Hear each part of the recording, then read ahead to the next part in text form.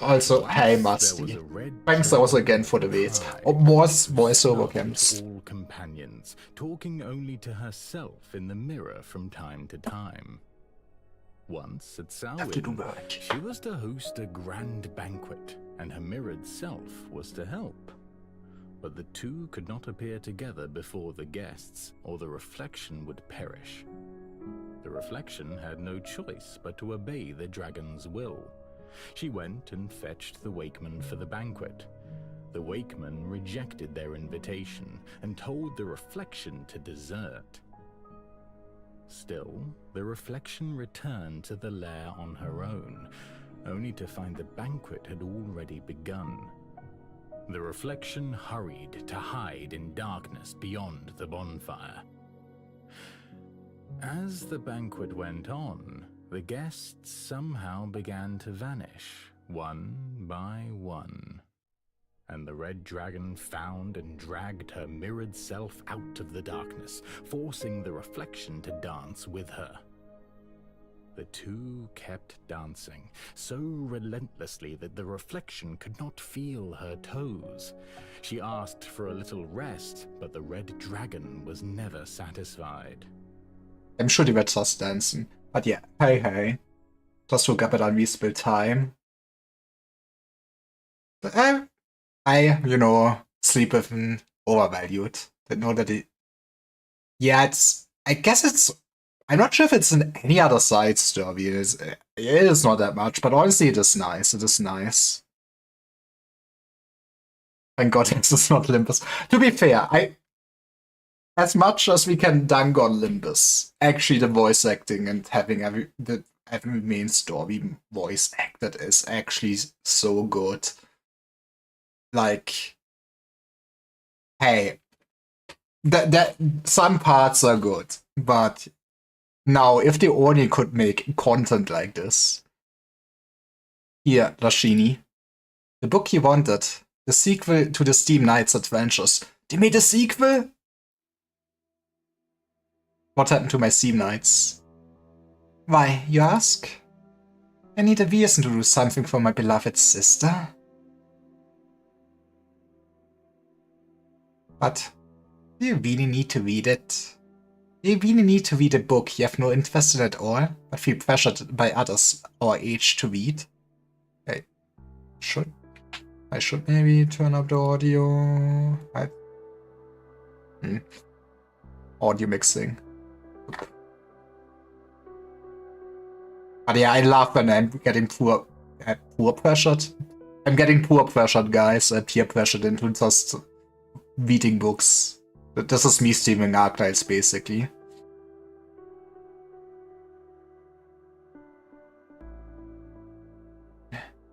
I do want to read it. Oh, okay, you know what? Young Reed is, like, cute.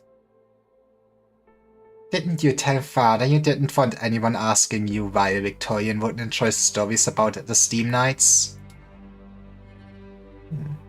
This book... did Dad ask you to buy it for me? Why do you ask? Because... How did you know?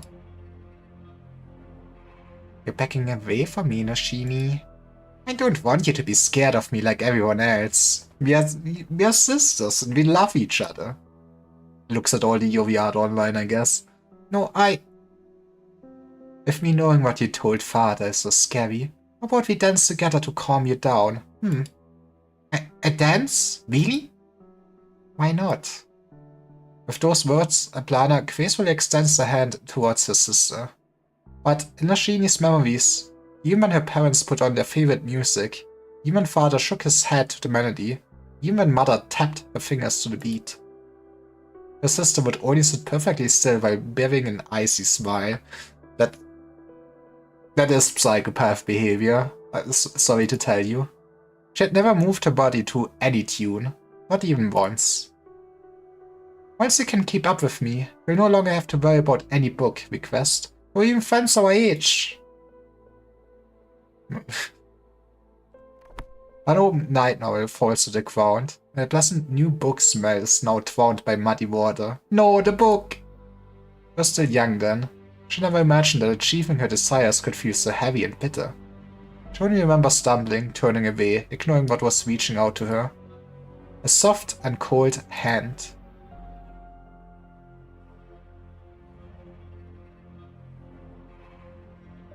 Nashini.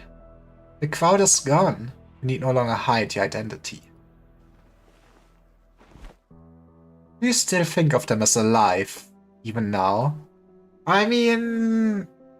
The smith was alive for sure. You only know that every Terran's heart burns with a similar flame, and that ever since our ancestors first bent the knee to the Victorians, that flame has never gone out. This goes for all the townsfolk, as well as those who followed me back here. They all have the same fire, except that theirs has never been tainted by the shade of death. What a wonderful analogy, Loshini. Let me ask you again, what will you do? She's gonna save everyone. For sure. Light these flames in your own hue? I imagine you must have tried already. She can at least do it. We just need to do it at a big scale without everybody getting scared. How hard could this be? No matter who they are, once tainted by death, the flames can only render them into ash. So I have a proposal, Loshini. Kill me. And everyone in the city as well? If it bothers you how this will be recorded in history, you can just say that I killed them, and that you merely laid them to rest. She has a point, actually. The people of Nasorsi are still alive. Even if what animates their bodies is not life, but death. They were truly devoid of even the faintest spark of life. They would have long since become one of those hollow, shambling corpses you have wandering about. Oh, they will, eventually. I mean, there has to be more people that are not fully tainted yet, right? That still believe in the future and work towards something. No, they won't. I'd rather see the purple flames in them as a plague, one instigated by you. And you plan to find a cure for it? That's right. I want to cure you of it as well, Plana. Now that's gonna be a big challenge. Oh, wonderful. Wonderful? Yes, that's absolutely wonderful. Did you not notice? You aren't trying to run from me anymore. You're trying to cure me, of all things. Yeah, because, you know, your sister's actually a kind-hearted person. Oh, I hate... Don't do this to my man. Come, dance with me, Nashini. The same dance I've always invited you to. The one you always went from. What did you say? I asked you to dance with me. But before the final bar, be sure to pierce my heart with your spear. This plague is legal. Lethal. And there's no cure. I do not question your resolve, but your efforts will be in vain. Also, just 1 second. I need a tissue. Be right back. Just for a second.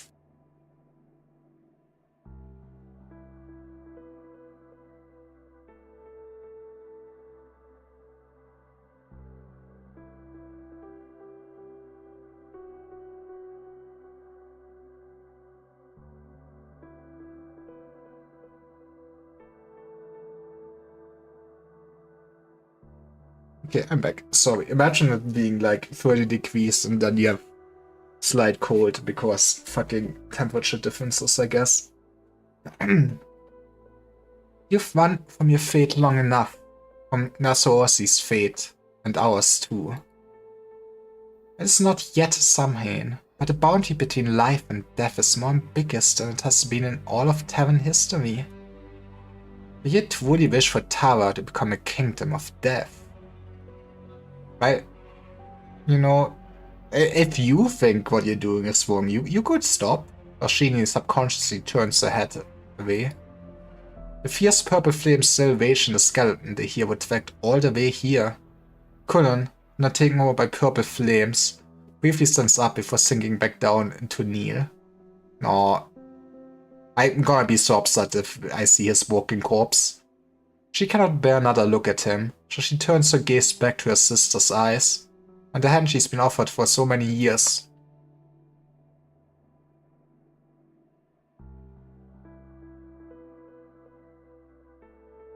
It is unclear if it is her imagination or a side effect of the purple flames depriving everything they touch of vitality, but the hand before her seems so pale and bloodless compared to the one in her memories. What? I mean, to be fair, ruling your own country and governing it must be so stressful. You would just age faster. I'm gonna put her some slack there and say, you know, maybe it's not all the purple flame. We speak of a city and the lives of countless people, Planner. You cannot sum this up as a matter of simple as fate. Are you finished? I believe we spent enough time talking past each other. Hey, Planner. Oh, but feel free to continue. If you so desire, I shall wait here for as long as you need me to. But do try not to take too long. You can afford to wait, yet that may not be true for others. And what is the Planner's endgame here at this point? You're right. You can afford to wait, but that may not be true for others. Alright, I dance your dance, until one of us falls and can dance no more. But I will not follow your lead. Absolutely not. As you please. Though, you seem to have misunderstood something, my dear Lashini. The one who cannot afford to wait is standing before you now.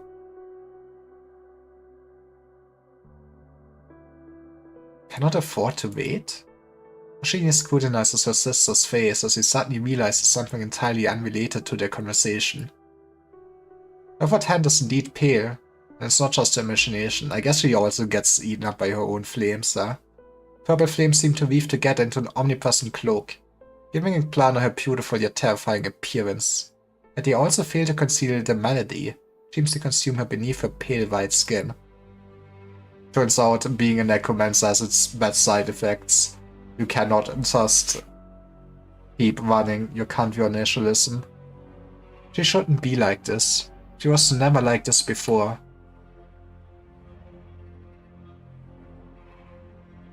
Planner, are you... Are you alright, sister? A smile spreads across the Planner's face. The same ice-cold smile is always found there. This time, it seems to bear some warmth, but this only highlights the conspicuous paleness. I appreciate your concern, really, I do. After all those pathetic partings and painful reunions, we only now hear you asking if I'm well.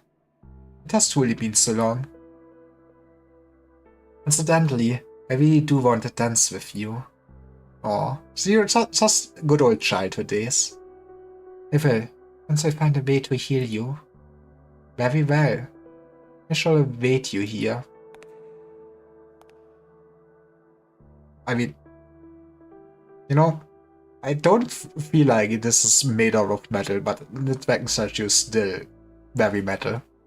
I glide us twice toward the citadel, your footsteps so faint that they seem almost frail.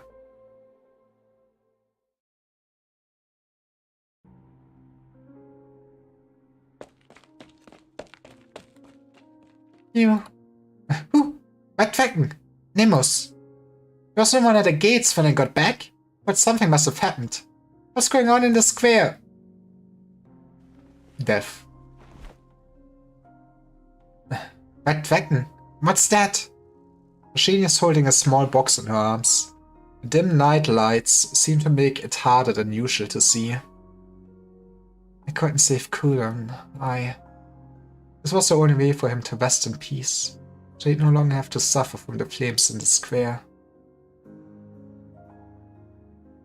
Nomad is silent for a long time, until she finds a stone on the ground. She hurls it with all her strength towards the citadel. That is how we're gonna get at her, but the darkness of the night swallows it up and fails to even make a sound. It's already past curfew, Nemos. Pritchett, that's just... No. No.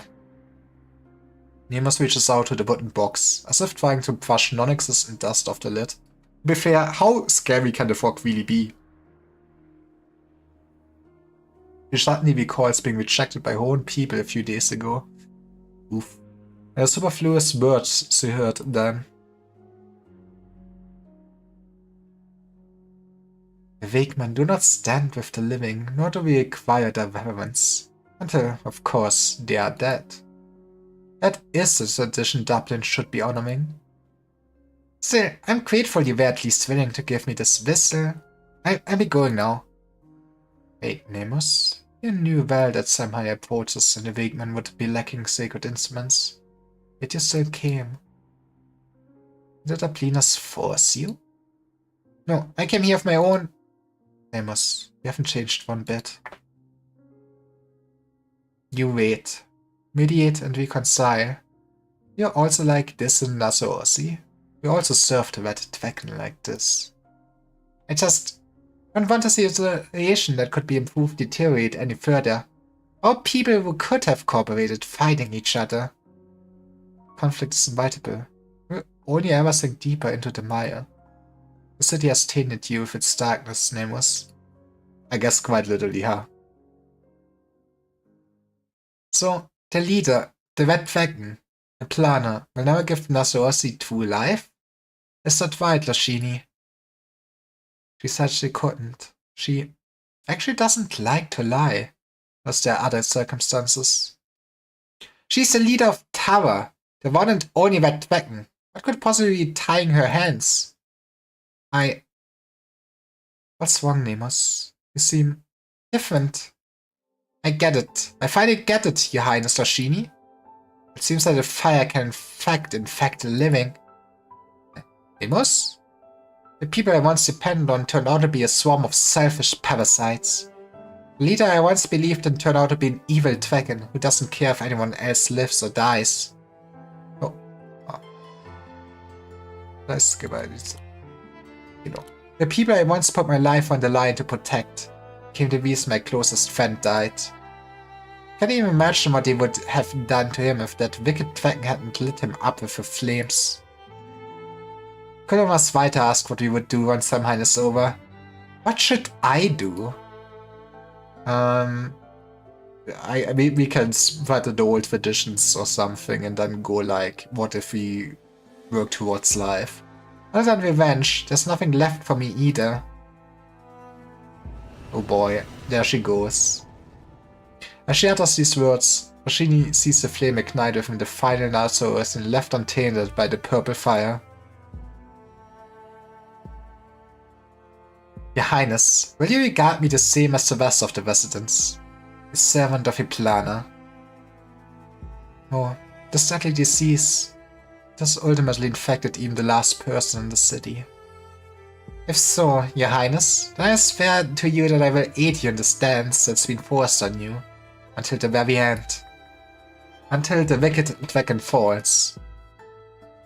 Well, sooner or later she dies. I've heard you all. Now I must leave the city for a while. Come with me, Nemus. Are we going to the forest? To the Wakeman? I have no hope of curing the flames here. So I thought we should seek aid from anyone who might be able to help. No, I can't go with you. I have no right to be there anymore. I'll stay in the city. As long as the Red Dragon doesn't realize what's going on and tear me apart. I'll try my best to keep the situation from deteriorating. She at least still wants us to help everyone, right? Though, I'd appreciate if you could return this whistle for me. And Cullen too. Please give him a proper funeral. A proper funeral requires eulogies from friends and family. So, I'll write one. Could you read it for me there? Alright. Gonna make me sad again. I already was sad for him dying. You don't need to also give me his funeral. Here, it's done. I'll go with Reed. The Darkwoods aren't letting anyone in or out. Well, it should be smoother with us too. No, Pritchett. You should stay too. I need your help. I need to get infected too. Reed? I'll be fine by myself. That works, but Nemus, you're so different now. I guess this is what vengeance does to a person. Yippee, I love being fueled by hatred.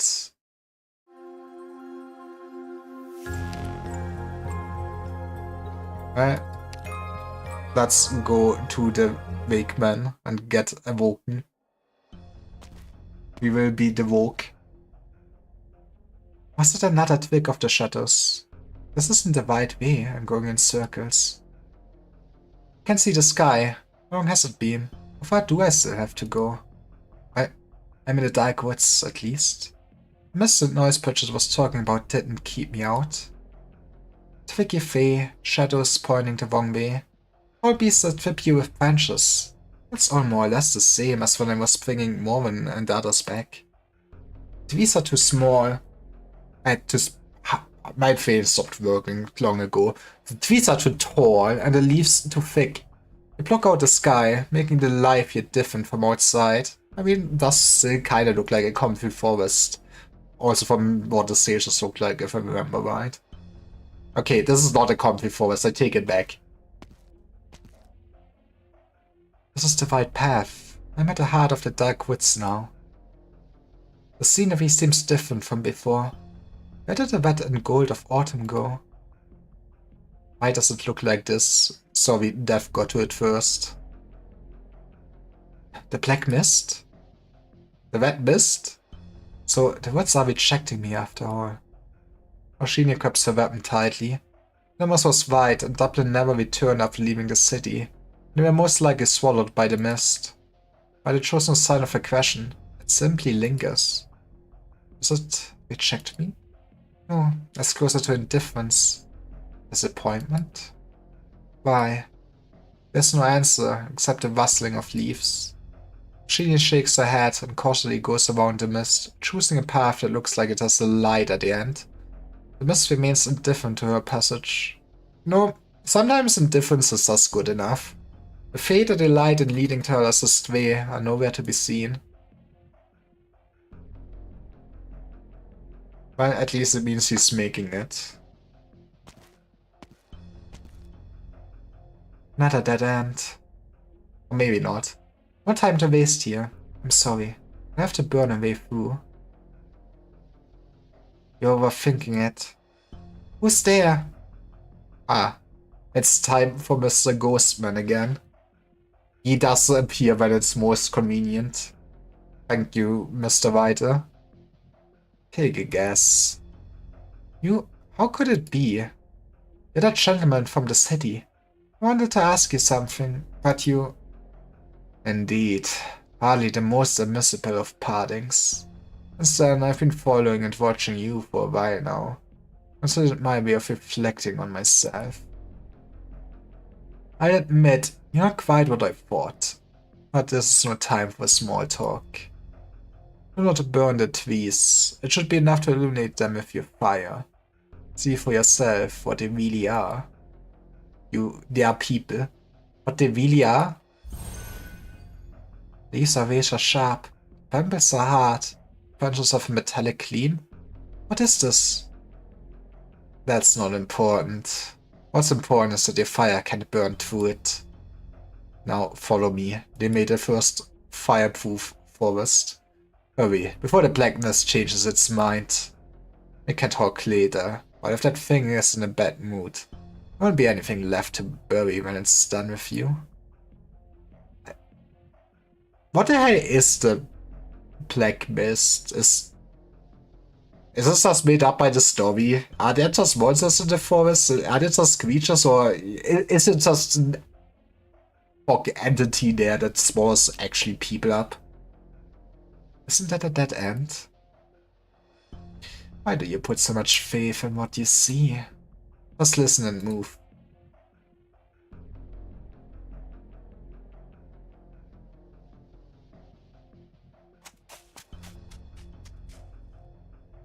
Is this the path I took when we came into Nasorsi?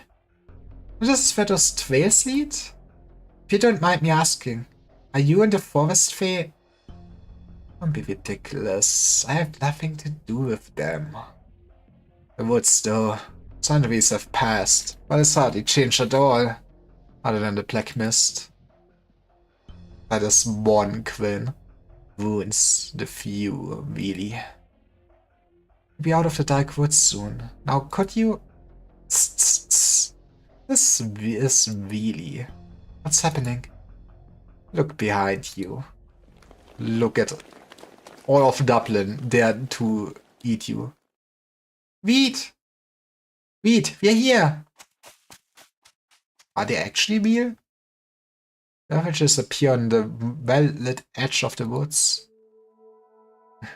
What happened in the city? It's like the black mist got angry the moment you entered it, heading off from the outside. It's been days since anyone went into the dark woods. A few people were hunting on the outskirts and they heard sounds from within and saw what looked like fire. Whenever something similar happened before, Wakeman told us not to approach the woods. This time though, we recognized your fire. We could hardly ignore it. Shouldn't have come. It's dangerous here. Right now you have at least some company on the last stretch. Then you shouldn't have either. Not on your own. We all learned our lesson about letting you go off alone after waiting for you in the marshes outside Londinium. We trust you. So please, trust us back. Aw, thank you. You're welcome. Let's go back to camp. So, would you... Who are you talking to? Is there someone else with you? Nah, she's just crazy, talking to her inner voices. Red Dragon turns around, but her uninvited companion has already vanished without a trace, like the dew under the morning sun.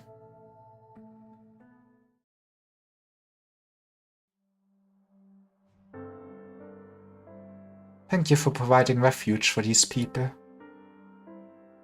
You mustn't entrusted them to us. We simply did our part. On behalf of the Wakeman, I promise that we will not reveal your existence to anyone unaware. And you have seen with your own eyes that your people are safe. Now, it's time for you to leave. No. We don't want to be tied up to any of your funny dragon business. What do you mean? Is she not welcome here? Neither are your people, Morven. Never two red dragons meet. Endless conflict awaits. Insist on morphing yourselves in it, then we can no longer offer you sanctuary. How could you? That's how we have always been. No, if you're neutral, nobody's gonna end you. Wakemen neither start nor end conflicts. The disputes of the living are not our concern. It does become your concern if they come up with torches to burn down your monastery? You're not quite sure how they're living, but you know what I mean. Watch over only the souls of the departed. You are truly the noble and compassionate leader Morven imagines you to be. You will not drag these innocents into your battle, Red Dragon. This isn't a battle between two red dragons. I came to seek your help on behalf of the people of Nasorsi. Every battle has its reasons. Okay, I feel like wanting to save your country is a pretty good reason though, you know? Maybe not kill everyone. It's not an excuse. Meat wouldn't do that. Excuse or not, the disputes of the living are none of our concern. A hard-learned lesson whose bitter fruits we continue to taste to this day. Now leave. What if I'm here to ask you to hold a funeral? A funeral? In that case, the Wakeman will welcome you. But for that, and only that. Now tell me the name of the departed, their deeds in life, and present the remains. His name was Cullen. He was a blacksmith. Cullen? How did he die? Or was it a friend of yours? The purple flames of death took both his life and his will, but even my flames can help him now.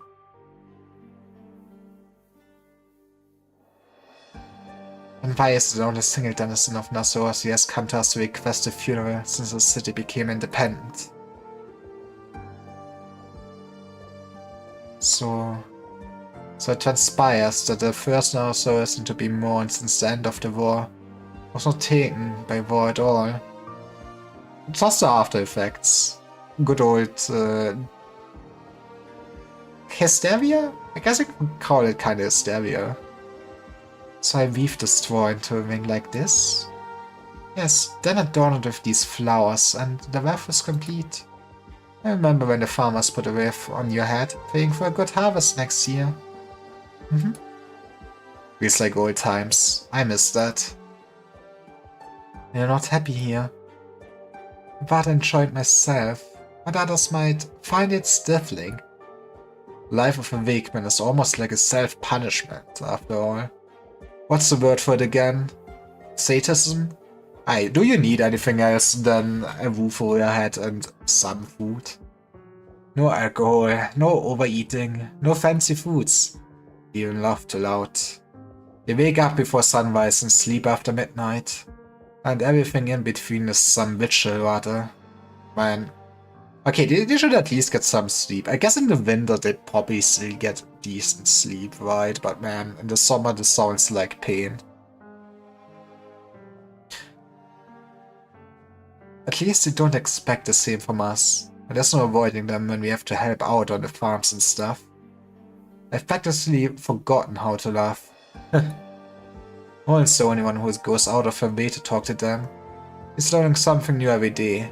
Might be how they tie certain knots, might be how to estimate the age of a tree. I mean, that's cool knowledge. Compared to the Wegman and the Tales, though. They're boring. They're not doing anything cool. Your Highness? Ma'am? I did not expect to find you here working with them. Rita's always been like this. Should we excuse ourselves? No, I simply came to confirm the facts of the departed's life for the purpose of the ritual. Please tell me, what happened to Colin? So he was speaking out about killing innocent children, and then we killed him. We'll tell you all that I saw, as I saw it.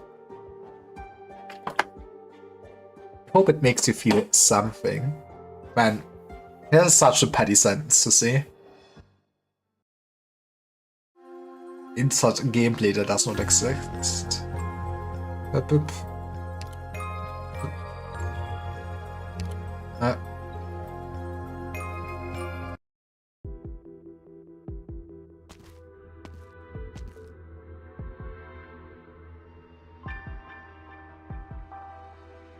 I've already dismissed all the servants in the citadel.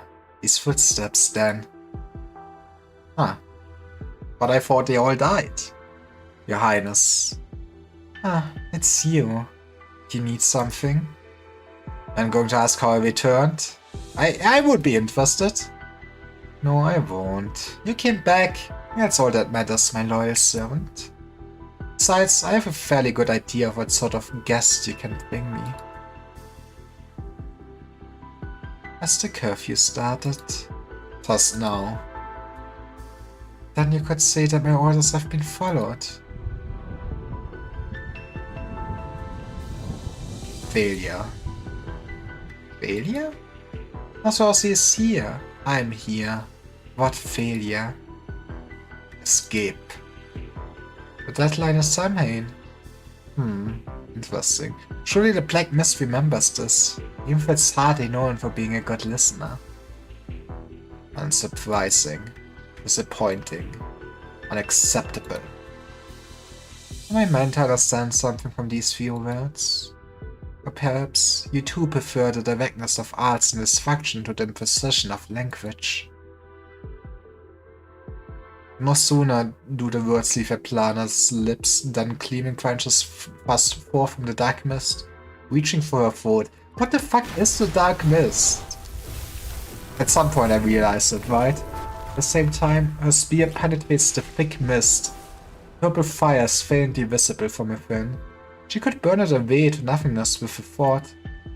But the branches never find Aplana's throat, and the purple flames never ignite. Samhain. By the time the sun rises on the day after Samhain, outcome will be plain for all to see. So, I don't really dispense with these meaningless bluffs. Plana's spear still impales the mist, but the branches before her foot disappear a moment later, as do the flames at the tip of her spear. The dark mist dissipates.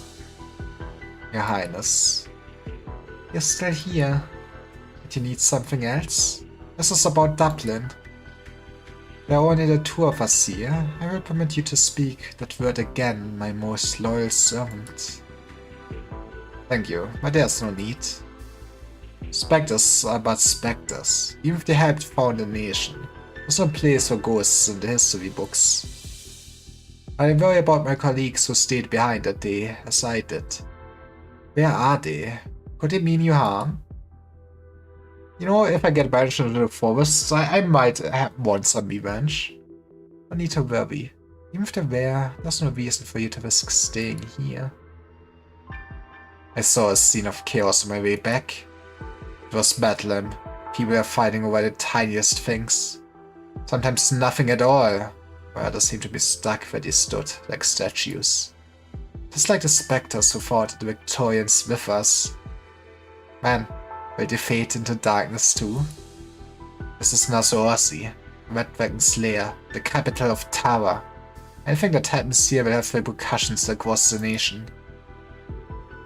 No, it won't. You don't sound convinced. Your Highness, At the end of the day, I have just one question. Why? One question I pray you will answer. Very well, I will forgive your impudence. Your Highness, said Plana, that future you promised Dublin, you promised Tara. A future where all Tarans could freely write their own dreams. Does it really exist? Was it all a lie? She never thought she would get this far. You know, fake it till you make it. The Brigadier cannot stop himself from trembling. The fear that had lurked in his heart for days overcomes him. It's not because he fears his own end. He's not afraid of being swallowed by the dark mist like his colleagues, or of invoking the Red Dragon's wrath. He fears that he will hear an answer he dare not consider, minuscule and distorted. It was true, every word of it. Your Highness, I have answered your questions, Brigadier. Red Dragon's voice seems ethereal, feeble even. There is no room for questioning. It's the voice that has led the man to victory countless times, so he slowly straightens his back.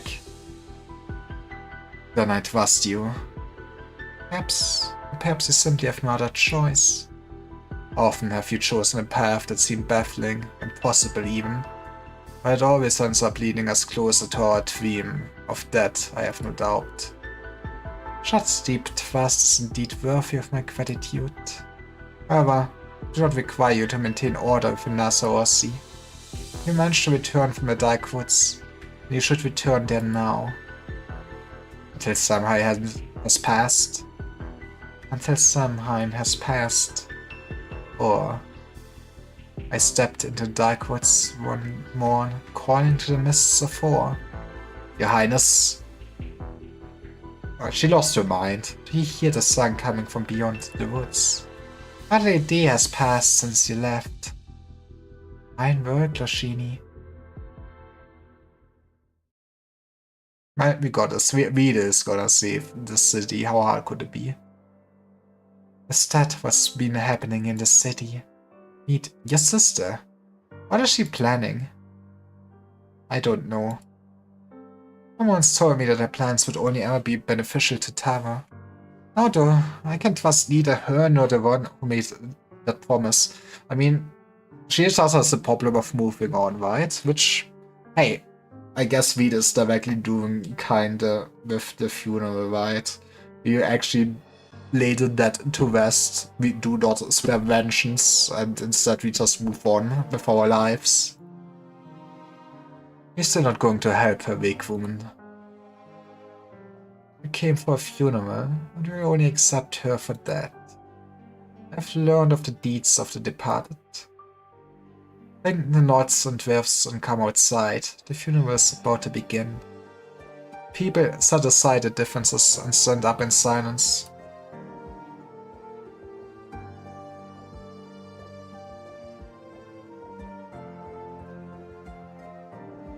I stepped into the dark woods one morn, calling to the mists of war. I trod up in the road, heading out to war. No pipes a singing, nor battle drums a roar.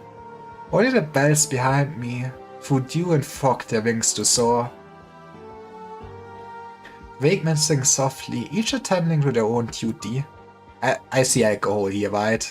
We are drinking for sure, come on. Some adore the coffin with nods and breaths. Some lay firewood and kindling around it. Some distribute candles to the attending refugees as they continue to sing. Tiny lights begin to sway throughout the camp. Rashini has a candle too, which she carefully lifts in front of her chest. Excuse me. Go ahead. I don't know the departed and don't really have much to say. But where I grew up, people talked freely at funerals. Certainly, this is how towns honor the departed. Life should be celebrated, even after its end. The joy of the living is consolation to the dead. You're free to talk amongst each other. I also made some snacks. Let's go! Please feel free to share them. We'll also provide refreshments later. However, we must request that you exercise restraint. Considering that Mr. Cullen died before his time. Under unfortunate circumstances, man. I guess you get only to feast if somebody dies out of old age. And lead a happy life. Must also ask you to follow our instructions during the fire returning ceremony. Understood.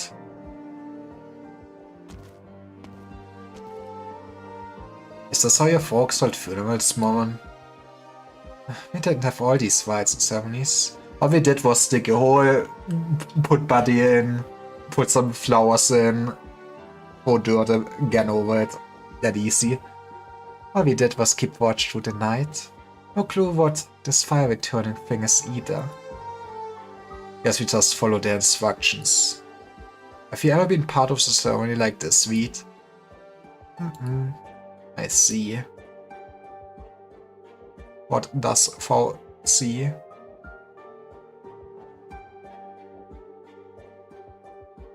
You mean... Machine has found the Wakeman. The hero's funeral has begun. I stepped into the dark woods one morn, calling to the mists of war. I trod up in the road, heading out to war. Do you know this song? You already know the answer. I led the young into battle with it more than a few times. But now you can put them to rest with that song.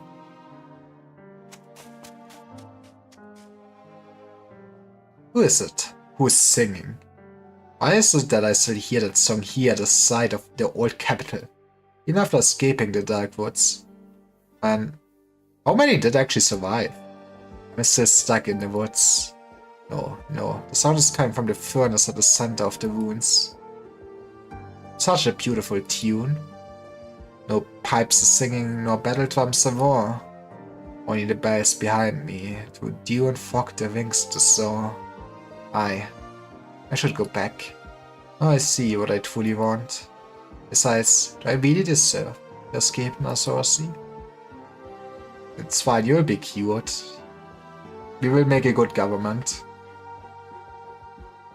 To be fair, considering you're the singer, you might be one of the more redeemable parts of Dublin. Here, Emma, today's bread. Thanks for sharing your food in times like these. You shared with me before, thus returning the favor. But why do you keep staring at the bread in my hand like that? You know, heads does one thing, growling stomachs does another thing. Control yourself. Control yourself. Is Emma the one she shared bread with you? You must help her. You must. He's doing fine. It's only a question of time until somebody gets murdered. I'm fine, Emma. I just meant to say, you've been bedridden for so long. There will be tough times ahead. No pipes singing, no battle drums in war. There's singing that. Someone's singing in the distance.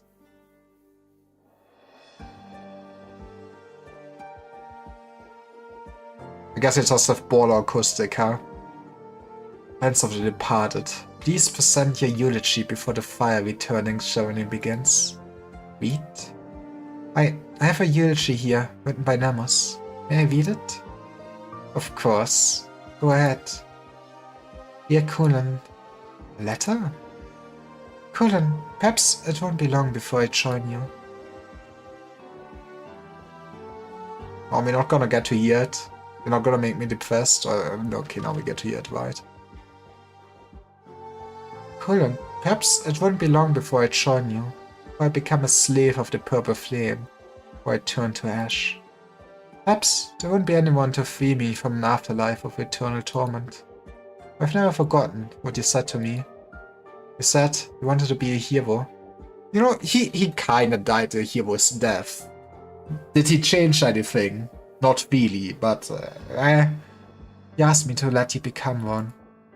You said Nasoorsi needed a hero for the post-war days. One who belonged only to us, neither Dublin nor soldier. You said that nearly everyone in the city had lost something important in the war, be it a partner, a child, or a future. Without a hero, an exemplar to understand them and fight for their rights. One who would also set them right should they go astray. Without that, they wouldn't have anything to hold on to when the war ends. They have no one left to hate. I agreed and assented to your request. We took Theo in and helped the people who'd lost their livelihoods. He was a good man, okay, even if he lied. We thought everything was on the right path, so we proposed a statue. He became fully immersed and took on a great burden. By the time we realized, it was too late. Now it's my turn to carry this burden, one too heavy for any single person to bear. You better not kill off Nemos, okay? Said Reed. Now it's my turn to carry this burden, one too heavy for a single person to bear. Farewell, Cullen. Slan liat, what should I say? Slang go foil? I nailed it, probably. May we meet again in the warm flames.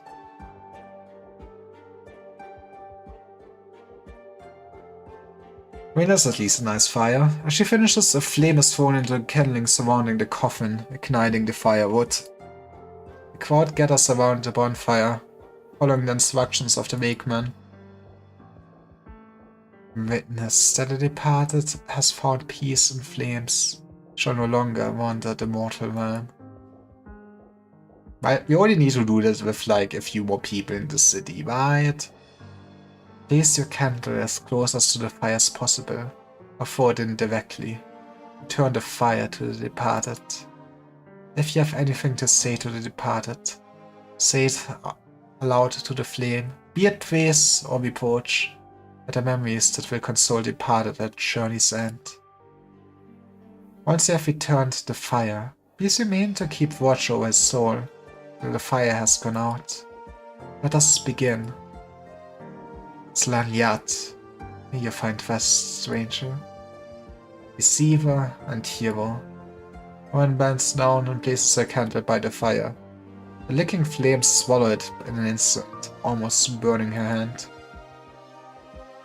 You want to come closer to the fire, Reed. If there's anyone here who doesn't deserve the respect, Sir Cullen, it would be me. You couldn't have saved him. Woman? There's no place for him in the Red Dragon's lair from the moment he made the choice to truly become a hero. Man, that sounds so doomer. Maybe he can light the way for the rest of them.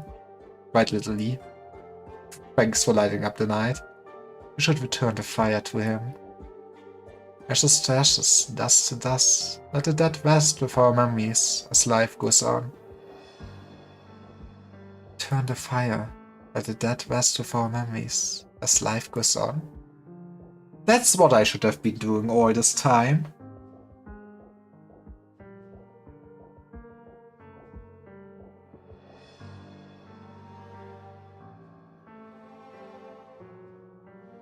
While Oceania is lost in thought, the others continue to return their fire and then sit down some distance from the bonfire, where she's the only one left with a candle in her hand. She walks forward in silence, tosses a candle into the blazing bonfire. The dead are gone. All the ambition, obsession, realization, and desperation turn to fading smoke and silent ash in the flames.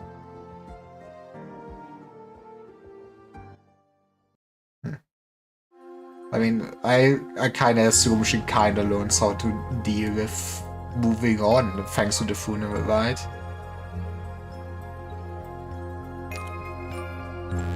My time to see spooky old man again, I guess.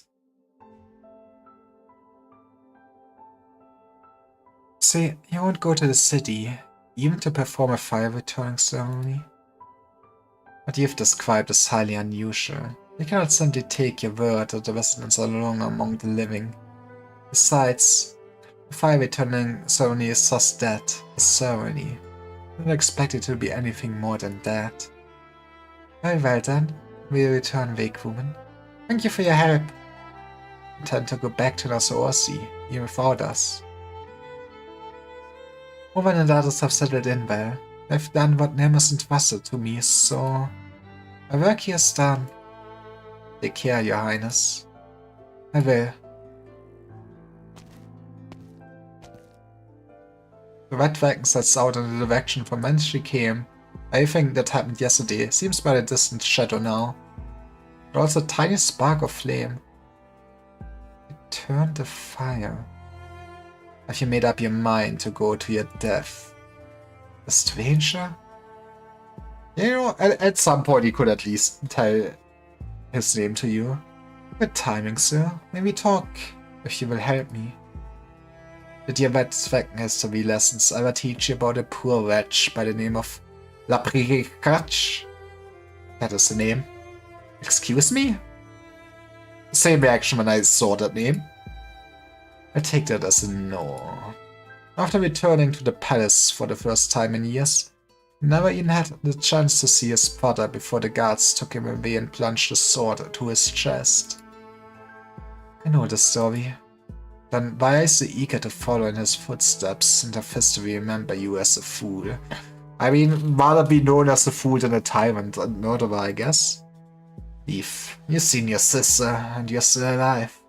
That you've already achieved more than he ever did. The story of Lapriachach and Ailil is not the story of me and the planner. Fine. Let's say I was willing to hear you out. What did you want to talk about?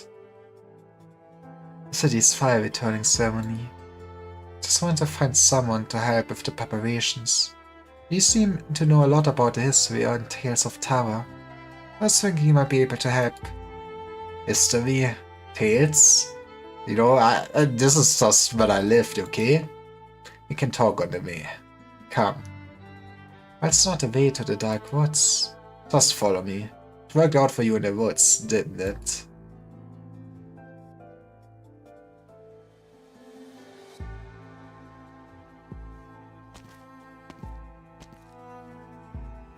Ruins of the palace? Been here before. It's dangerous. Which environment is that you wanted history and tales? What better way to get history than getting rock cancer? What better place in Tara than this Beep Palace? The what palace? She is a innocent maiden. Never mind. I appreciate your help in the woods, but I have important business to attend to. I don't have time to... And what's this important business? Dying for nothing? Sure, you're different from your sister. A dragon's flame may be cursed, but her personality is as typical as they come. Arrogant, leaving no room for any other voice. You may be better, but you're also weak. I'm different from my sister, but she's not who you say she is. But however different you may be, conflict is in the nature of the Red Dragons, even if you were merely dragged into it. And there's only ever one outcome, only one may emerge alive. This is where you're wrong, video game. They both gonna live. One of you will die sooner or later. Okay, that is how life works. I don't see a point here, man. So what's the hurry? Have patience, young dragon. You're almost there.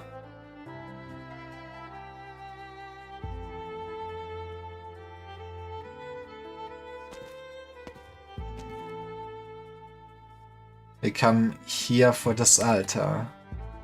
Altar? You mean that thing in the middle? Isn't that the furnace?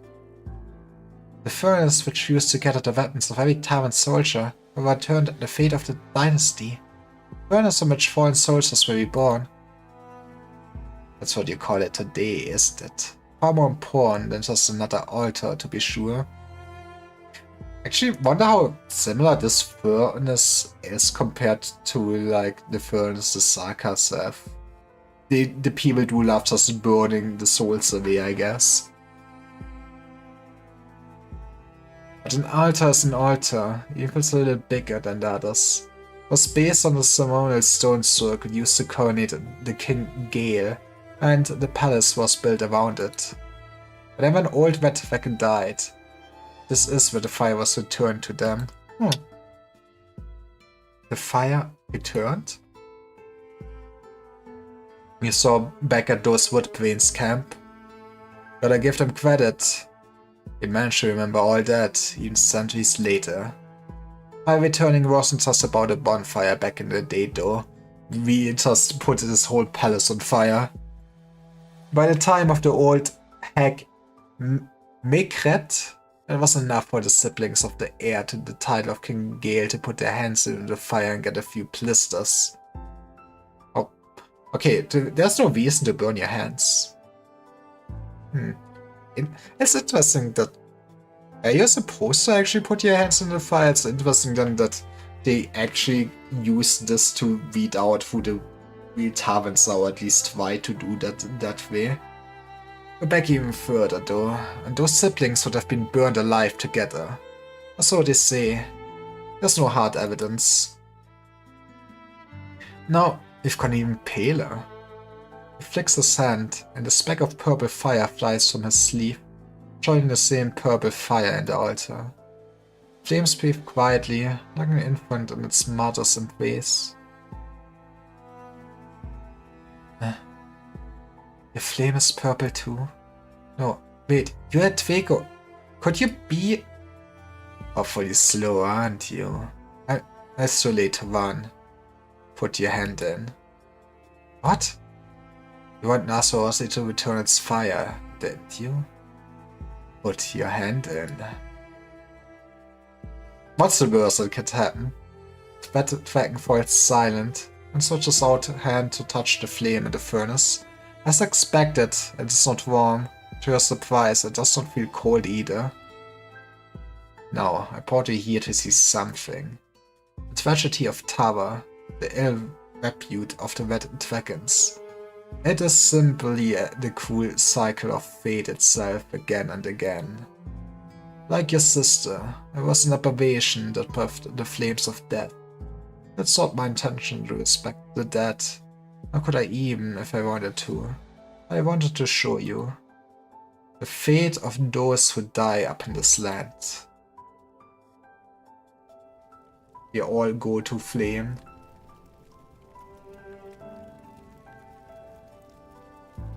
Is this where we should begin? Understandable. All recent events, it is the most significant.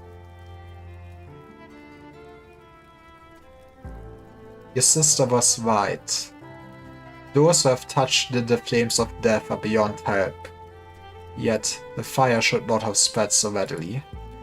What hatred did it take for the Dracos to once again sire an ill-omened aberration? The first in 600 years.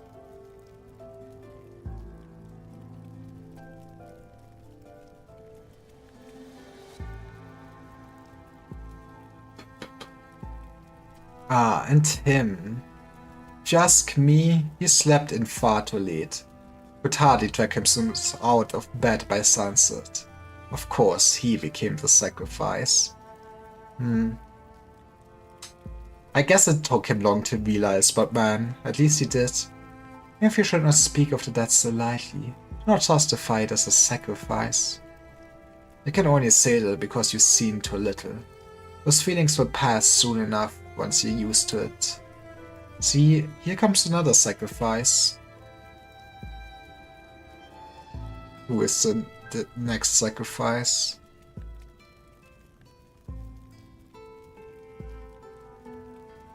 Victorians who killed you have been chased out. Last Victorian bastard died before my eyes. In a sense, your sister's dream did become reality. Tyrants have risen, Victorians have fallen. Simple, direct, satisfying. Were you one of the bystanders too? Spooky Ghost can see everything he wants. He is basically Mr. Santa Claus. Don't get caught up on that, child. You know what I am. You're made up, probably. Oh, now that is... This I don't recognize. Explain. I guess she did fight, at least for her country, against some Nachtseher, right? It was a war. There always was. Be specific. Who did she incinerate, and what land did she set her sights on? Victoria, Lana wanted to take Tower back from the Aslans. This was the conclusion to that war. The Aslans? Those conceited bastards? Why is she not facing a Sakas? Never mind. The Lions were the ones who stole Victoria. That's all I need to know.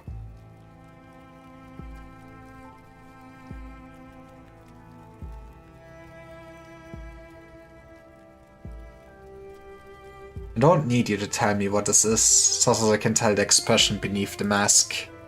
The satisfaction and joy that only appear on a wet dragon's visage in the face of certain death. No, it wasn't joy, it was the opposite. The opposite? Maybe we were simply gravely injured and started hallucinating on the brink of death. As I said, this simply repeating the past. It is mere ride on wheels now, and the master of the realm has changed hands, but what's inside never changes. But we're gonna fix like orpathy, and then we fix Vesism, and then there will be a change. Man doesn't believe in words silent, SMH.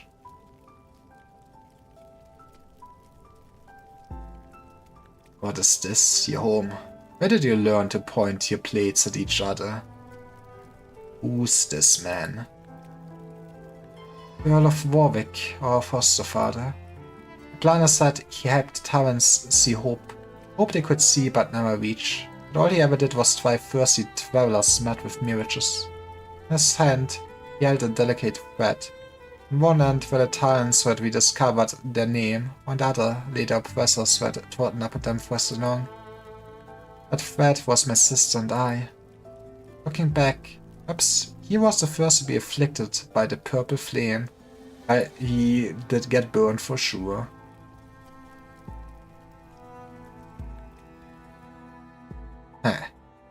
Not only do you sympathize with your sister, but you also know her well. No wonder you're so loath to kill her. I have no intention of becoming like her. Nor will I simply allow myself to be killed.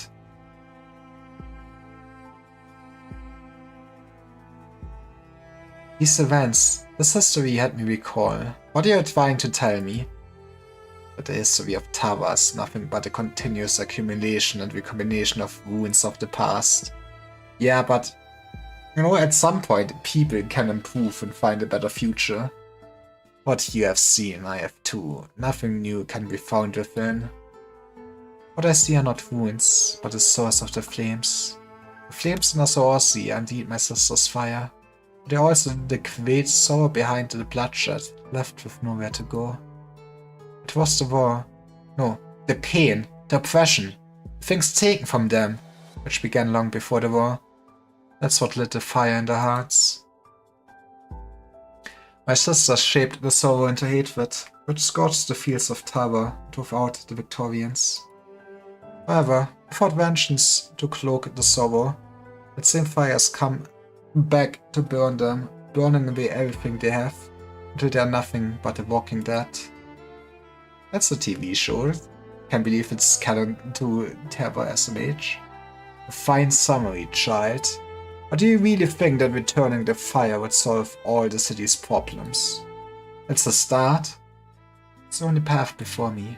True. How do you treat it? Come, You've seen your story, now see mine. Ooh, okay, I do want to see more Tower backstory. What is the lore of this place?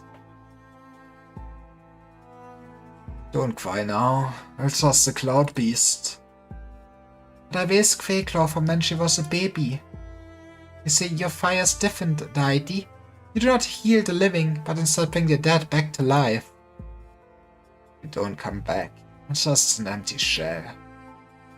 Even if it's just an empty shell, please, deity. I just want to hear Quakeclaw's voice again. Do not resurrect your pets. Also, and so the impulsive red dragon let his daughter's plea get the better of his judgment.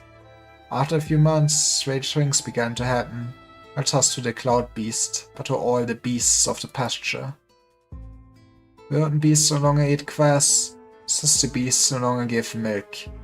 The old refused to die, the young refused to live, and bear skeletons devoid of flesh began to roam the pastures. Yeah, that's gonna be kinda inefficient. And the purple fire spread to the hearts. The red dragon was forced to leave the pasture with his people. He made the same mistake many times throughout his brief existence. What did we learn? Never resurrect if you don't want the undead army. The purple fire spread to the herds? What about it? Your own dear sister dared to burn people with that same fire. Now that's crazy. Or was the fire extinguished? We'll find out soon enough.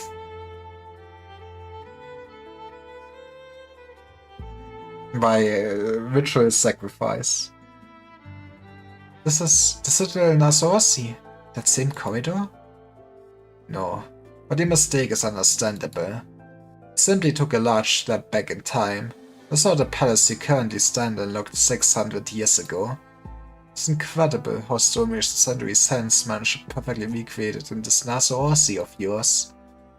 So what happened here? Here. Huh.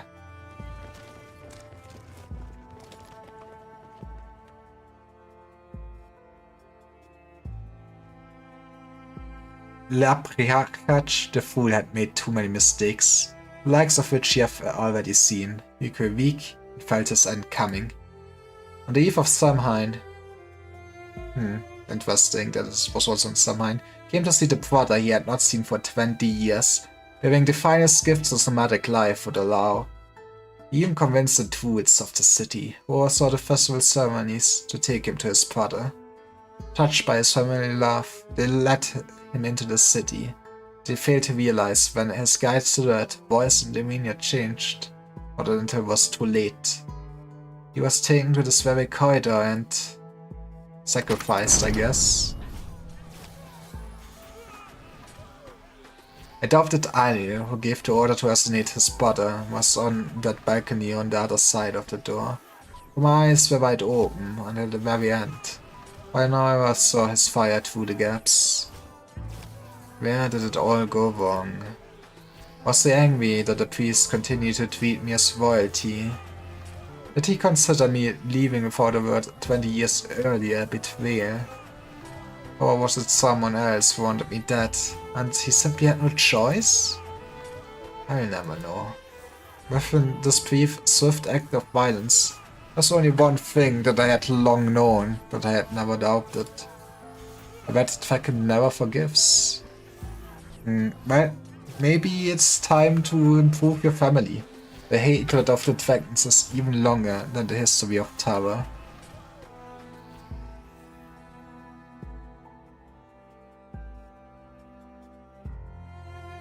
But there's more I want to tell you. After I died, Elil ordered my coffin dragged through the city, all to see the end that befell me. And so purple fire raged through every pasture I had stayed at with my clan. Life turned its back on all who touched it, only death remained. 7 days later, the priest returned my fire to me at a clearing outside the dark woods. I guess, yeah, if you return the fire that does just bring dead people back to life, you would just create an undead ghost, huh? And only when the fire they returned to me was extinguished did the purple flames in the pastures begin to subside. It was only then that the last vestige of my consciousness that remained in the flames after death faded into darkness.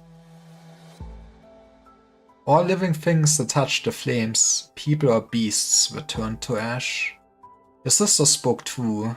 The flames will continue to spread as long as she lives. But she is a typical Red Dragon. She's not so noble as to give up her life to save those who have yet to survive. She's inviting you back, and certainly a trap. Run. Call for help. Yell. Find someone who is her equal to extinguish the endlessly spreading flames. That is the only way.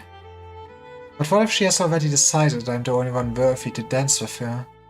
What if I can't abandon the lives in the city to their fates, as long as there's any chance of saving them?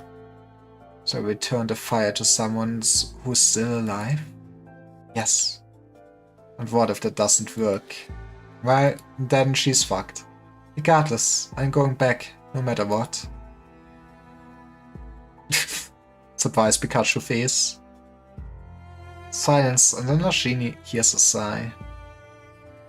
I suppose stubbornness and stupidity really are hereditary. It's in the horns of dragons, you don't get it.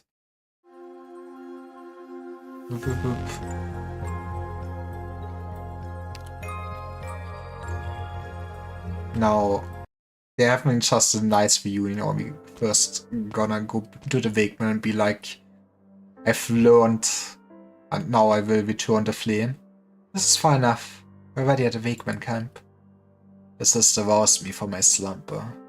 You could always return me to it with your own flames if you want. You're a good information source. What if we keep you alive for a little bit longer?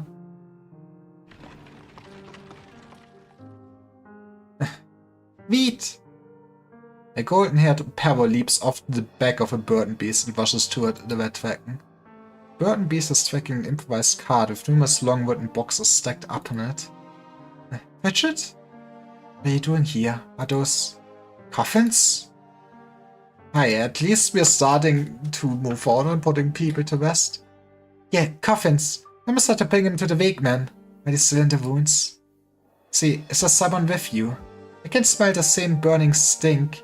I could swear I heard you talking just now. Huh. No, my man. I needed more lore. No, I'm alone. He's, that fox. Type would pull their own arms out of the sockets to bite at their imaginary enemies if you grabbed their hand. Along with the poor wretches they tore to pieces. And Theo. Why, that's something. They must found him in the end. It's almost like this was the natural order of things. The bonfires will be burning bright as the night falls in Samhain. The Red Dragon looks towards Narsoorsi and sees a faint shadow in the distance, painting the silhouette of purple flames. Be out of coffins if this keeps up. Right, time for a hero to merge once more.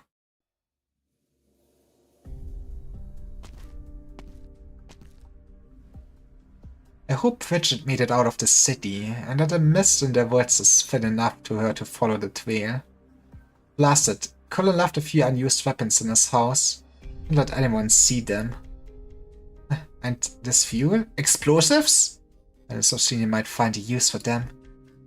Oh, what's the point when every servant in the citadel has already been afflicted by the purple flames?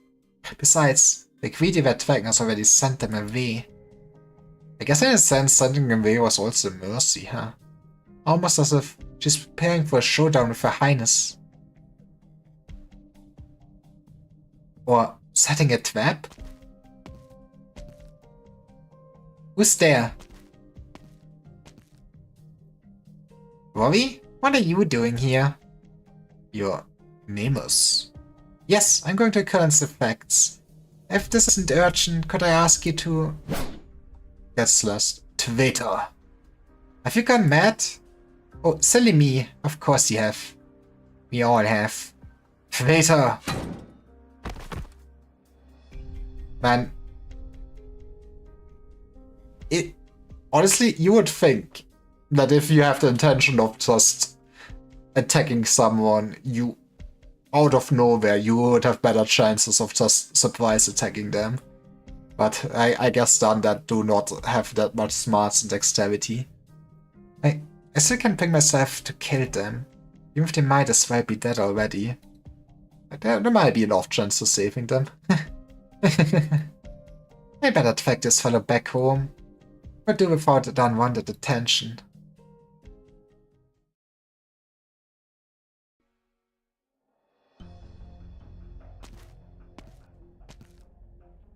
Phew. Amos. Don't mind me, I'll be on my way. What's that in your hand? Oh, that's not some threat. Oh, nothing. Oh, if you'll excuse me. That necklace. It was a gift from Neil Stammer. I gave her Pratt. It's way more valuable than jewelry in times like these. She gave it to me. Did she now? The necklace she never takes off. But Emma, it's none of your business.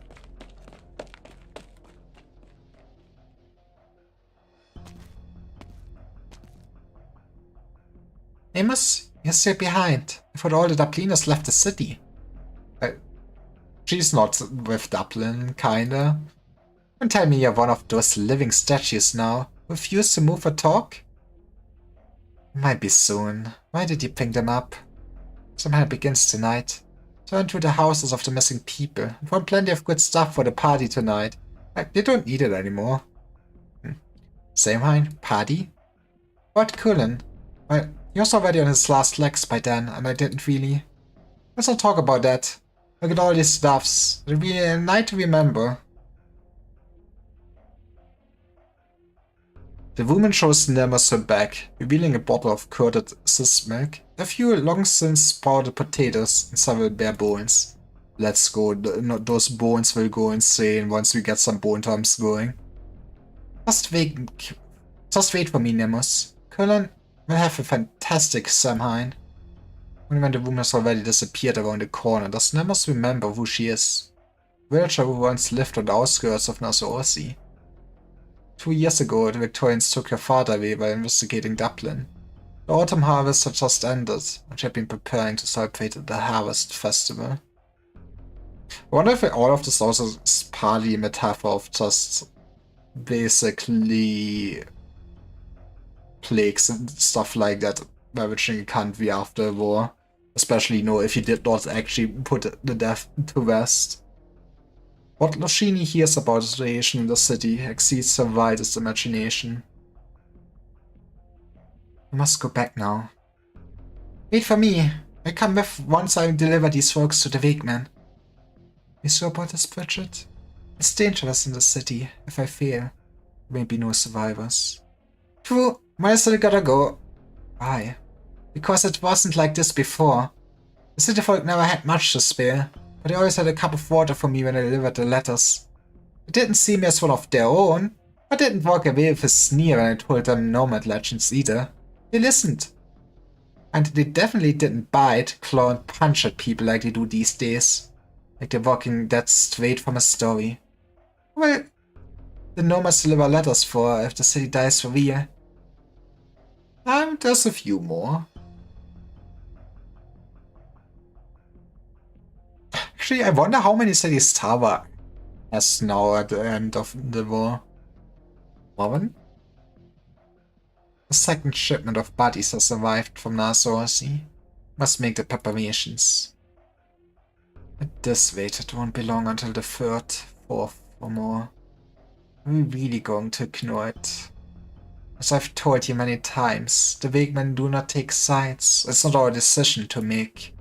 Morven's gonna come in clutch in the end, won't she? Other Nassauians not Tavern's too. Why are we standing on the side, watching when the Tavern capital is marching towards destruction?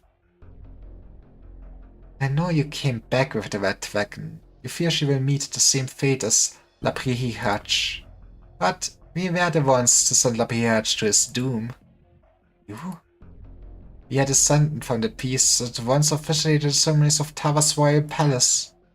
Our ancestors, moved by Labria's plea, welcomed him back into the palace when Ideal's stance was ambivalent. I mean, It was not your fault though, right?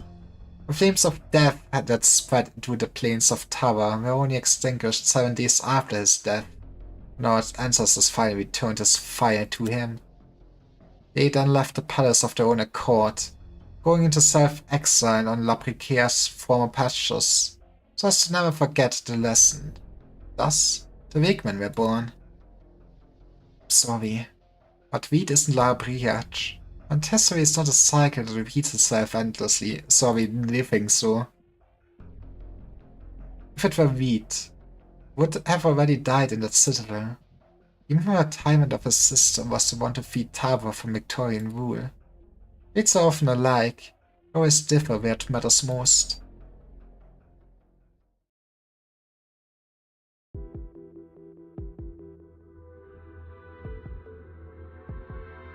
Fates are often alike, but always differ where it matters most. I mean, it's a beautiful sentence if you think about it. Maybe don't be too doomer and put yourself too much into a label or something like that, you know? Just because you're similar doesn't mean you need to do the same thing or have the same outcome. What a wonderful tagline for the cover of the book. Surely this one is destined for the bestseller chart. Assuming, of course, that you're ever able to finish the story. He's working on it. Okay, he probably isn't. But I intended to profit of it. Oh, you will. For the money, and fame. The basis of the story. Where it happened. There are more than enough reasons this isn't my story to tell. Besides, what happens next? That's what I wanted to ask. Will Oshini go back? From this point on, what I've seen, what I believe, and I said all contradict one another, which is why I lost sight of the ending. We can improvise. Feel free to take up the challenge if you're up to it. Give this dance between the dragon and the reflection whatever ending you please. Oh, is it all the same if I tell it myself? Of course, ma'am, as you will it. The rider raises his mug, which is almost empty now, and toasts the woman before him. Once again, he swallows the bitter poo, half expecting the sweet aftertaste that he knows will never come. Did I spook you? You got so polite all of a sudden. It makes me feel impertinent for even pressing the question. No, but I must make it abundantly clear that everything we have discussed until now is more than idle chatter. Understand, don't you? The woman sits straight and does not say a word. The writer can only attempt to guess whether she is still smiling through the shadows. Well, what are you waiting for? I'm nearly finished my drink. I'm in the same conundrum as you. Well, we need at least to write a happy end, otherwise the Mia will be sad when she hears the story. If this is as far as both your references and the imagination go, how could I possibly put the Red Dragon's ultimate fate to paper? I've already said all I'm able to. I refuse to give the story an entirely fictional end. One that not even I could believe in. Even if the alternative is that there's no ending. If you don't have an answer either, then no need to waste your time here. Leave while it's still early. Is this because you do not remember? Do not understand? Or is it because you wish you never knew, never understood? What? What are you getting at? Never lost sight of the ending. It would be more appropriate to say that your eyes have become clouded by too many creative liberties. Shall I recount them for you? Well, it's hard to tie it up after you made up your own shit. I get it. Professors leading people into the darkness. I mean, okay, it was kind of obvious that this was a liberty for sure, and that either it was punishment to send Dublin away or to their safety. I guess that only a Plana knows. Contacting the statue to the square by himself. I mean, understandable, but what? Come on, that is cool imaginary. He should keep that part for sure. And virtually everything related to the dark mist in the woods. With the rejection of Pritchard, the food carts returning to the city on their own, Rashini becoming lost in the woods to the Brigadier and the planners meeting in the city. If these creative liberties have created the contradictions in your mind, it's my responsibility to set them on a path towards the ending. Shall I supplement the story with my own observations? Nervous. I'll take that as a yes. Perhaps they will lead you to a conclusion you can be satisfied with. Okay, I mean, now tell me the truth, but nothing but the truth.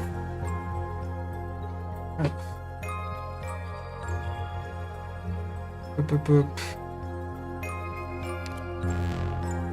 Wait, did I just do this? Did I do this? How the hell did I... Am I city are heavy? The flames of fate burn fiercely. Roshini returns to the city with Pritchard.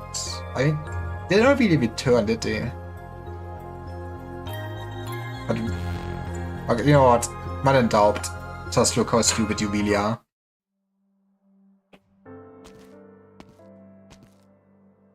It's fun enough. Yeah, okay, yeah, we just did this.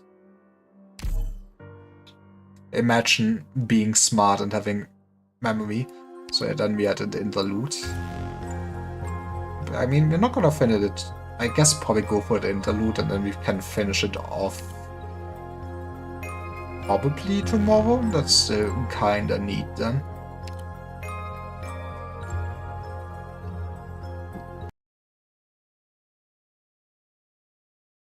Where did you leave off?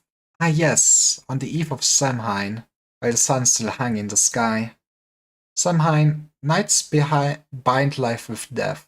This is no more superstition. Perhaps you could say it has long transcended superstition. Heaven legends speak of countless great deeds and tragedies occurring on this very night. Those tales often put the date front and center. So long as innumerable legends coincide on that day, so long as the taverns still remember, only vaguely, to celebrate the harvest and light up fires on the day, will never be a simple change of season. I mean, as long as you keep up the legends around it, it itself is the perfect footnote to add to any myth. Oh, and another thing. I don't suppose you'd mind if I gave the characters more fitting names, yes? Okay, now I'm curious. The sun is leaning westward. Have we yet to figure out how to go about this final confrontation?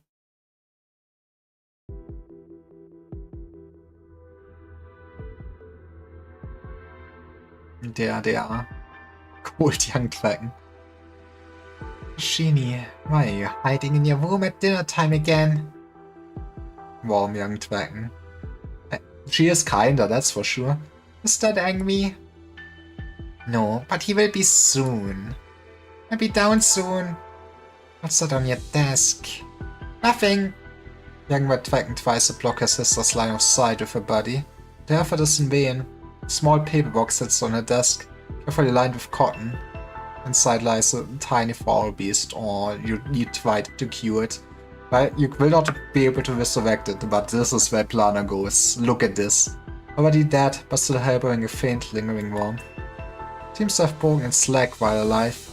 An unsuccessful splint fashioned from stiff paper now lies in pieces around it. No, accompanied by a few grains of wheat. This is the foul beast that's sang at my window every morning. I don't know what happened to it, but I wanted to save it, and... I beg of you, sister, tell that I'm only feeling ill. I'll be on time for dinner tomorrow. I'll bury it in the courtyard tonight. So you're giving up? It's already dead. Is that so? Right. First it's time to kill all the birds around their house. Then all of Victoria. This is how all the foul beasts perished, actually. Purple flames still pass the foul beast's feathers into its already cold body. The two watch as it slowly stands up, its broken leg stiffly propping itself up on the cotton. Alright, would you like it to fly, or to sing a song for you? No, this isn't right! No, not like this! Then why didn't you use your own flames on it while I was still alive? The foul beast could have lived a much longer life. You do realize you aren't limited to how the medical masses do things, don't you? I mean, still kind. I mean, it's a lot better to do your magic bullshit before it's dead and resurrected, for sure. But Mom told me to swallow my flames, hide them away, and never let them be seen. And who would see them in your own room? Young Dragon looks away toward his sister's eyes, but finds her gaze landing on the foul beast standing on its cotton bed instead. Purple fire burns in its eyes, and even the way it tells his head is the spitting image of his sister. Or do we perhaps still harbor unrealistic fantasies for how this could end?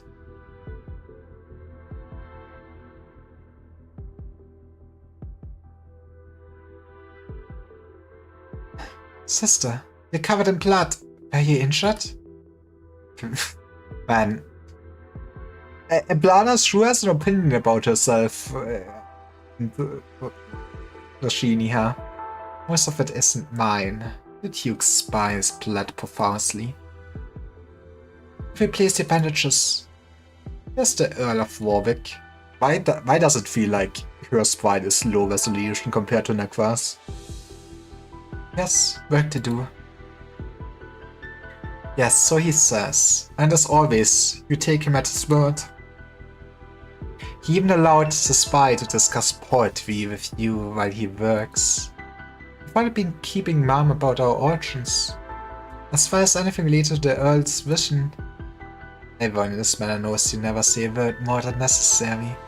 It has not been something the Earl would bother to check. That's right. Had we let the spy escape, the Earl would still inevitably find a way to silence him in the dark. We simply find ourselves bound by yet another chain called caution. I'm sorry, there's no need for you to apologize. Apologies have never changed a thing. I mean, okay, they don't change what happened, but, you know, if you're remorseful, it does still change things. Once packed with guests, the long empty parlor acoustics now amplify the sound of the bandages being ripped apart, making the atmosphere even heavier. Those poems by that Seamus Williams you've been so into. If you can remember them, why not recite a line or two for me? Noble Red Dragon vex her brains for a verse that would not rouse the sister's rage. Perhaps something related to Tara, Beforius, or even ancient legends.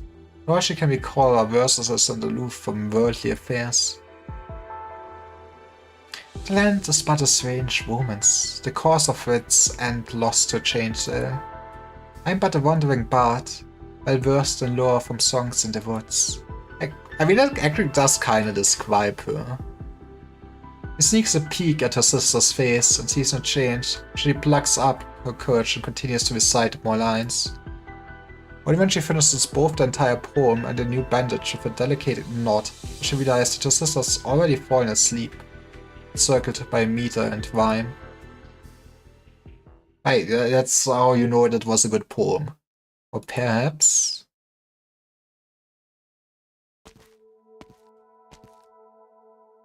Sister. Lashini, you kept me waiting. Out of your new friends, the wayward Vekun, or perhaps that lively nomad?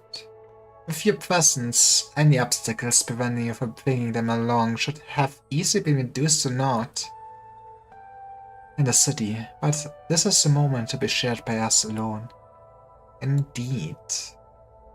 It's cold out here on the balcony, so let us continue this in the corridor. That's not ominous at all. Replica of where Lapria died in Arsorsi. I must still cling onto our inglorious history and repeat it. I see you gained a deep understanding of the word tower.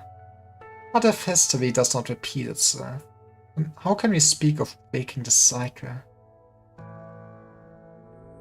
It can be very difficult to tell us apart by appearance. I guess most... I mean, I guess you can hide the flames and then people. Then it would, I guess, be a bit harder. But otherwise, I would say, kinda easy. But the moment either of us speaks, it becomes as clear as night and day. The planner only ever steers the conversation toward her own interests, while Lushini is ever the polite one. She'd get to the bottom of this and find an ending. Don't interrupt me, sir. talking about the characters in the story. Yeah, this is a fictional story. I'm sorry, Aplana. No, I'm quite glad. You finally accepted my invitation. Dance? Yes, to dance. I'll dance with you to the end, together. However, please tell me first. The last time we met, you said you couldn't afford to wait any longer. What exactly is going on? With that same smile of hers, the older sister stands at the end of the corridor, while the younger clutches her hands together and hides in the shadow of a wall lamp, hoping the other party won't notice her heart wavering. Poor thing! We could have included this farewell so much sooner. We've become frail. The flames of death must have their limits. Spotting him so far would certainly track you down as fire after fire plumes, just like that prayer back then. Am I right? I see. Why that ghost's fire might resemble mine. Something is closer to yours. Seems he's helped you quite a lot. At first, he only wanted to watch all of Tara burn. He was simply trying to keep it together, just like you. The noble red dragon finally steps out of the shadows, walking forward to support her sister, who seems on the verge of being unable to stand, just like before. Is that so? At least you resemble your younger self. You knew nothing of flames or fate. You who tried to shield me. That's because Rita is actually a nice person. It has been a truly long time, Roshini. I remember. It was when Miss Murphy next door passed away. You didn't like her, but fancied the beautiful bouquet of flowers in her coffin. So used the flames to change your body's position. Man, that is such a small reason. I saw scorch marks on the flowers and thought you'd be scolded. So I told our parents I was the one who did it. Even fabricated a story how I opened and closed the coffin. And so you were scolded instead. How could poor mom and dad? Couldn't even hide the flames in that family in time. Possibly have noticed the faint scorch marks on some flowers. Indeed. Is that why you've always been cowering? Would you blame every decision you've made in life on one unfortunate childhood experience? I mean, I think everybody has some core memories. But probably not just one. But hey, if you have one of those experiences, you probably have more of them. So tell me, sister. Tell me there's still time. Accompany you out of the citadel and into the square. If the people return their flames to you, I walk to Towers Fields with you, and gather the dead you intentionally or unintentionally woken with yards, sending them all to a peaceful rest. I recite poems to you while you're weak, till you fall asleep and wake up again. There's still time for all of that, yes? I trust you to keep your word. Your noble nature would be appalled at the very thought of breaking a promise. But what you just described, would that truly make you happy? Or would that simply be enough to appease Roshini Dublin, who did not even witness her parents' death that snowy night? Those beautiful fictions. Sister, love, poetry, dreams, those are all well and good, but it's time for you to wake up. Well, sorry, she was already with the wake woman, okay? She has awoken. Kill me. If you truly wish to end this chaos, that is the only way. Then put on the crown, and you shall become me, while I become you. That is the one thing I cannot do. You have time to mull it over once I'm dead. Then you decide not to hesitate anymore, Roshini. Yeah, but she made her mind. She's not gonna kill you. There's been no other choice for us from the moment you came back to see me. The older sister's mouth curls up in an intriguing arc. Come, dance with me. Is this the dance you've been looking forward to all this time? Why can't it be? Younger sister closes her eyes as she points the spear at her older sister, whose body is about to topple over. She grips her weapon with both hands. You're not gonna stab her. Oh, okay, maybe I am fucking wrong. The sharp spear tip pierces the wet dragon's body, but she stands unmoved, as if nothing happened at all. Till her younger sister's hand circles her waist, and her body slowly crumbles.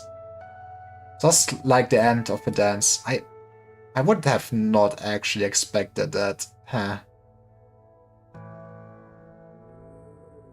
Yes, I know. I should have known long ago. But why? Why must it be now? Then when? Don't tell me you'd prefer to stab my heart on a fine afternoon after medical sleep dissecting every nuance of right and wrong with me. You returned to me, and we danced this dance together. That's enough.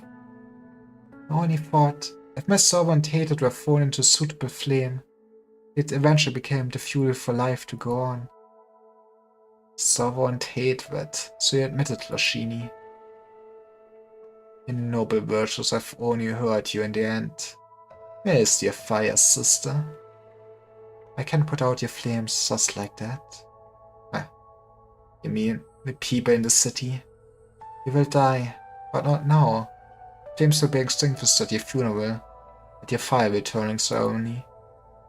But still, you ought to be dispelling death with scorching flames rather than holding the hand of the dead, confessing your inner turmoil, your own regrets. Otherwise, I honestly, no, that is how you do it, you know? You can be close to the dead, you know? You don't need to hold on to anger. You can just go like, man, I'm sad. I can confess that it upsets me if people die, okay? And hey, welcome back, Musty. I don't think they're gonna make out. Probably. You will only ever be as you are now. Letting go of your chance to save everything. Your final chance.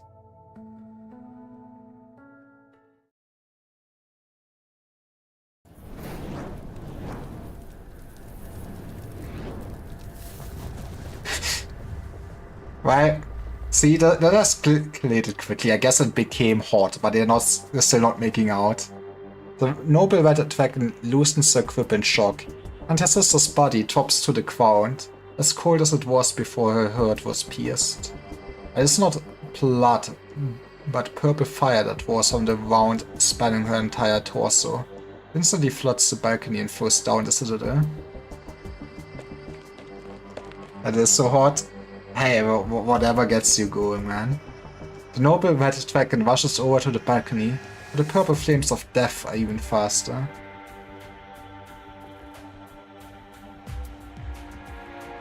Before her own flames can emit even the tiniest spark of light, purple fire spreads across the city, burning the whole of Narsausi. I guess it's gonna be the bad end.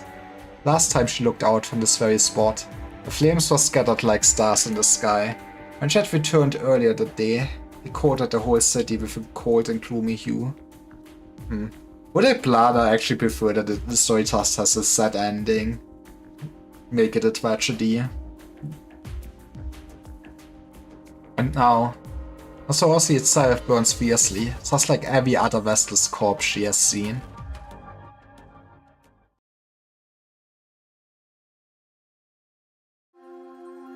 Like, I guess we will see. I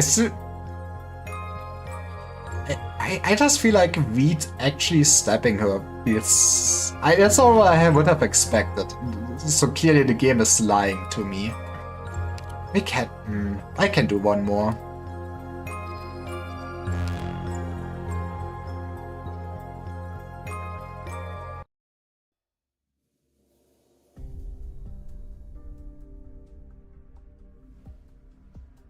How fast County Hillock? Ah, my sister must have known. Only the illusionist and his band of idiots would consider this plan flawless. Yeah, I'm gonna finish it tomorrow then. Then why are you still following me? With I feel like I'm very much actually in time the last few weeks of how I'm doing this, which is great. Like, I probably even have time to maybe start the Wolfie's vision tomorrow then. Then why are you still following me? or beneath me. If it were up to me, I'd be taking a nap in camp right about now. Why did my sister stop me? I don't know. Maybe she has high hopes for you. I'd wait. Okay, I will drink. I could go for a drink. There's my water. There's my water. But yeah, I'm getting exhausted. My back hurts. Maybe I'm working out actually my back a bit too much sometimes. I should do less, but also, what if I actually more back exercise so my back becomes strong? You know what I mean? You know what I mean.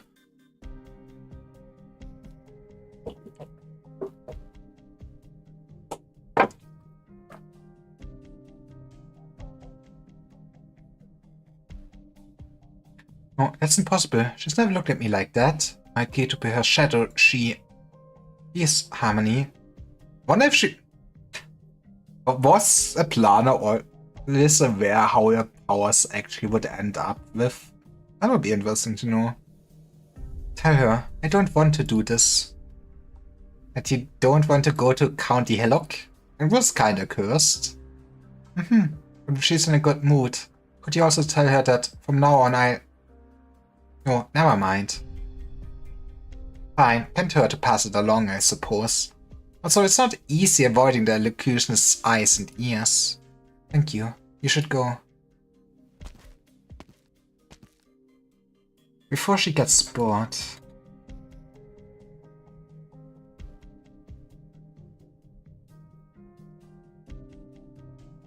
Harmony did not return until after they arrived at County Hillock. She knew what it meant. But yeah, I guess I do not get my answer if this was all a lie. That night, when cannons roared and crystals bloomed, she lay on the streets of County Hillock, blood draining from her abdomen. I remember, was kinda sad. But you know what made me like her? That is why she's hanging on my wall, above my screen right now, and I can look her into the eyes. Maybe I should have gotten more prints. Okay, nah. She had not been afraid then. Instead, she felt relieved that she would die like any other person. But then she saw those purple flames on a tower not too far away. That was when she felt afraid. Afraid that the flames would overlook her and turn into another puppet like those on the street. Afraid that the flames would find her and bring her back, forcing her to remain a shadow.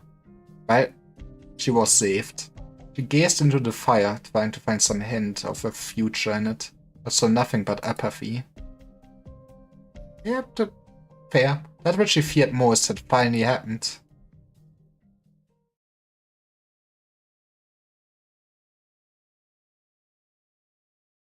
The dead dragon lies on the ground. Behind the living dragon, the wayward wake woman suddenly understands it all.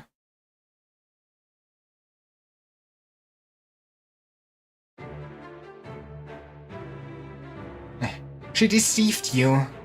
No, you didn't deceive anyone. You set us all up, when you would never allow the entire city to die with her. She baited you into piercing her vessel, freeing her from her bonds and allowing the purple fire to spread, burning us all to ashes on the eve of Samhain. Why would she take such a risk for a festival that she never cared about? I'm affected by the purple flames too. I can feel the flames of death burning my chest. Colder than ever. So cold I'm growing number by the minute. It doesn't matter whether she's seeking dominion over all of Tava, or if she's simply gone mad and wants the city to die with her. It's neither. Power already belongs to her. It was very much lucid, see. I hope they at least kinda really explain what happened here, man. Nemos, is her body still there? I go check.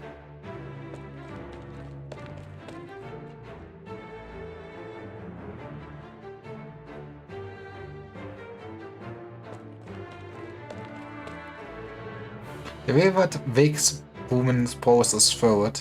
Perhaps she has never felt such malice in all her life. Such she has never harbored such resolve. Her body is... Sound of burning turns out her answer. We do know that she cannot be dead. Whatever she's trying to do, Yasuo is not fully gone. Fire returning ceremony can still go on. It must go on. I'm well aware. I informed the citizens that the wicked dragon they worshipped is dead. What about Bridget? I've asked her to leave the city and find the Wakeman. And how are you going to tell people that the plan is dead? With a coffin, that seems appropriate. Even coffins are in short supply. But she's not some nameless nobody. She deserves one. Is something wrong? We are repeating history, man. No, I'm simply realizing how ugly the path she walked is. A path that even now waves at me invitingly. That's an invitation I have no choice but to accept. Go, Nemus. I'll buy you some time. You mean from the dark mist? Yes. If it wants to be part of the Samhain festivities, we'll keep it at bay. I can hardly wait to ask the mist how to return the Red Dragon's flame to darkness.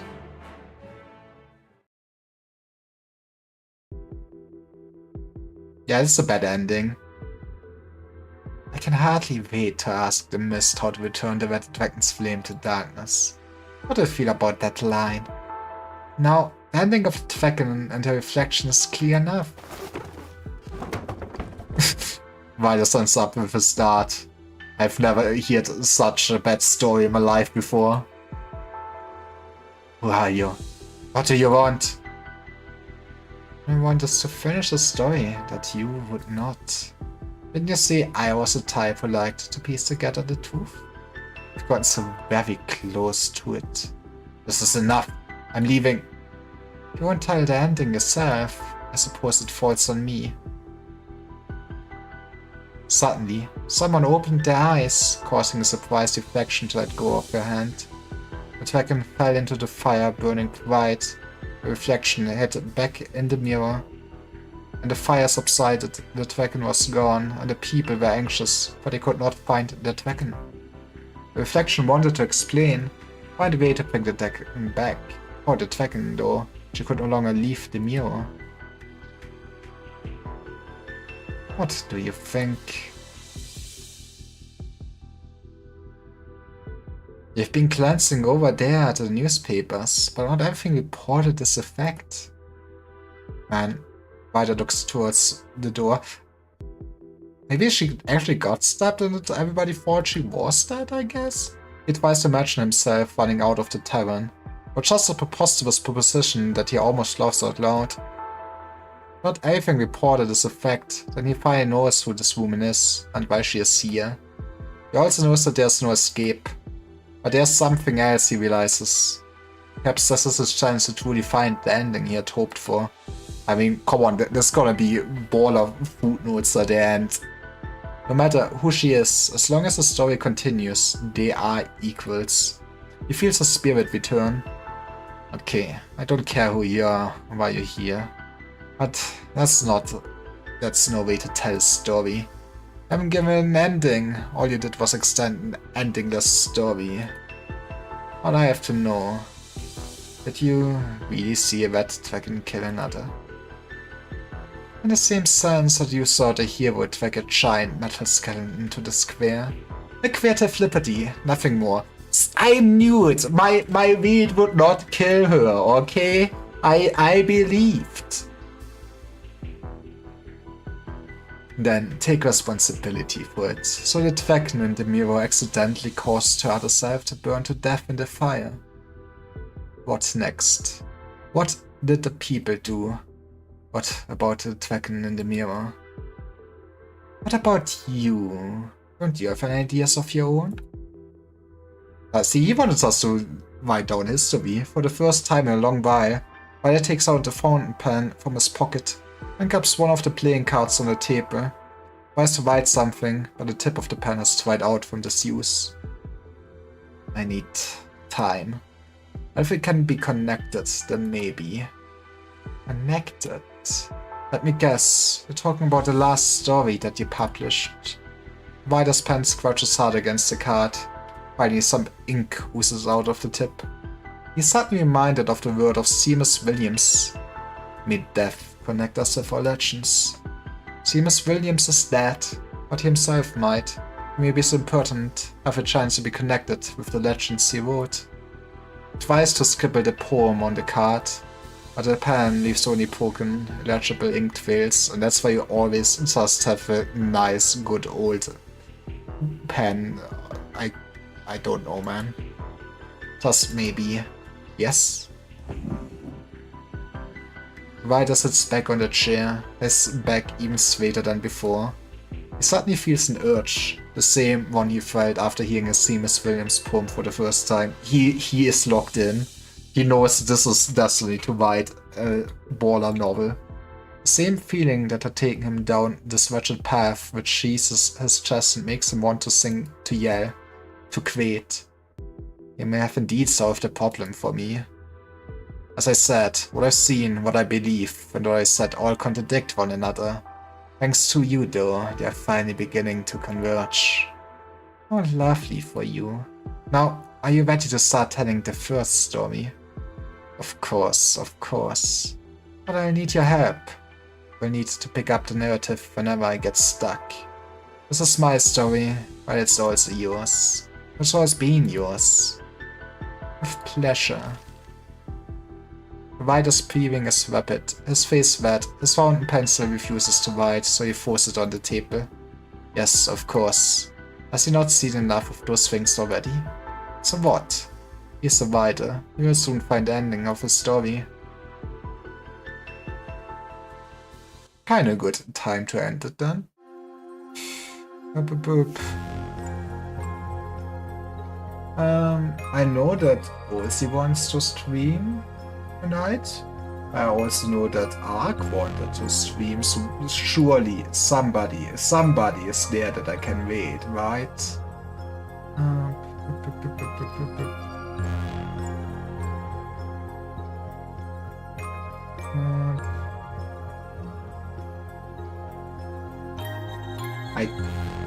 I don't see an Ark streaming, shaking my head.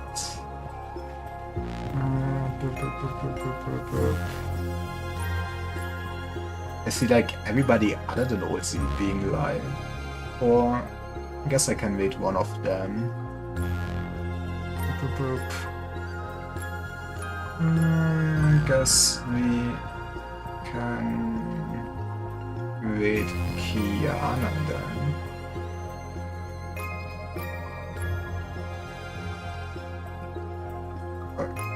Am I blind? Olsey is streaming, right?